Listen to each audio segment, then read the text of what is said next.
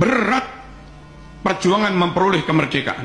Lebih berat lagi, ada bangsa lain berdandan kayak ulama, berdandan kayak syekh, yang tentu warga Indonesia yang muslim sangat menghormati orang yang dandanannya kayak ulama.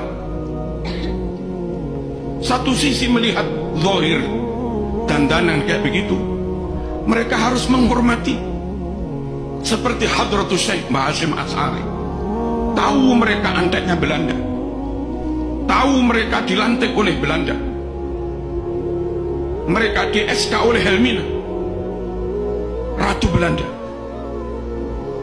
bahkan di framing seakan-akan mereka keturunan Rasulullah SAW. Sungguh-sungguh semakin menyulitkan para pejuang. Nggak mungkin kemerdekaan tidak direbut.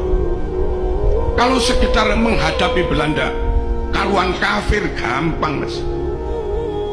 Ini kadang menghadapi bangsanya sendiri, atau menghadapi orang yang ngaku ulama, bahkan ngaku keturunan Rasulullah SAW, tapi mereka berkomplot dengan penjajah.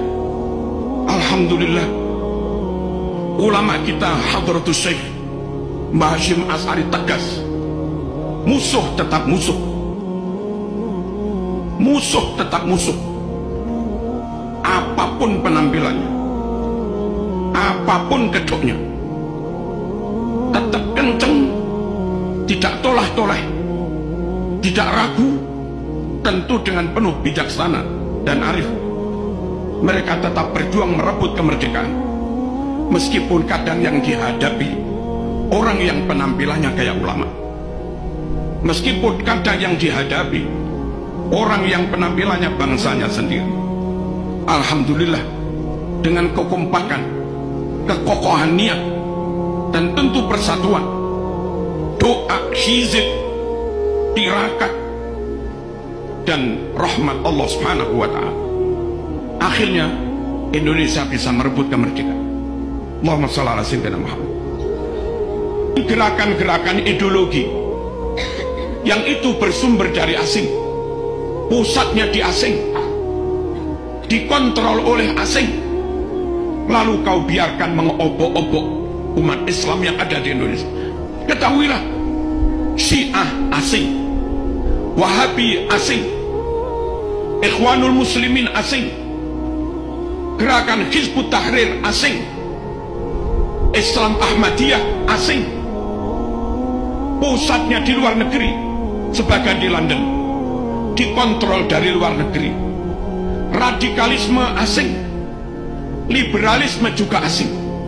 Asli Indonesia Ahlus Sunnah wal Jamaah, seperti yang hari-hari kita amalkan, kita yakini, ala thariqati nahdlatil ulama. Zikir, zikir, manaqib, manaqib, solawat, solawat, ini Ahlus Sunnah wal Jamaah. Tapi jangan sampai bermerek asing, jangan sampai untuk sekedar solawatan lalu kebanggaan kepada NKRI menjadi hilang, rasa menjadi bangsa hebat, superior, menjadi inferior. Jangan. Orang dengan penampilan apapun, dengan baju apapun, dengan wajah kayak apapun, dengan suku etnis kayak apapun, asal mereka muslim, Ahlus Sunnah wal Jamaah, ikut manakib, ikut haul, ikut sholawatan. Tapi kalau kita harus ikut-ikut mereka, harus ada di bawah mereka, harus dikontrol mereka, harus nyembah-nyembah kepada mereka. Jangan.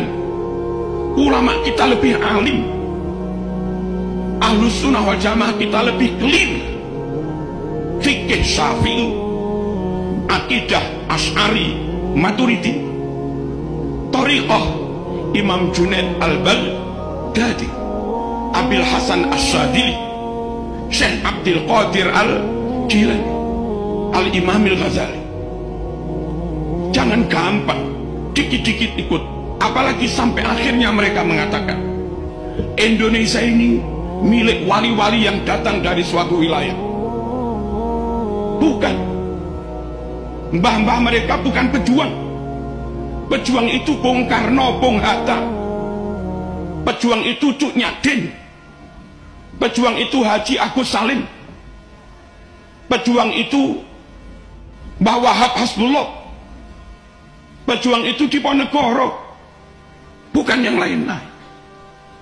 Mosok sampai di antara mereka pidato, kamu budak-budak kami, dan yang mau ikut mereka diperbudak, bodoh.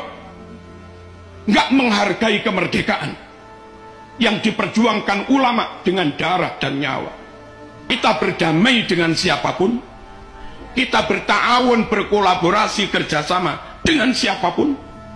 Tapi kita bangsa Indonesia tidak mau ada di bawah siapapun, tidak mau dikontrol oleh siapapun, tidak mau diatur-atur oleh siapapun. Kita bangsa Indonesia hebat, kita bangsa Indonesia pinter, dan kita bangsa Indonesia yang muslim jelas Ahlus Sunnah wal Jamaah.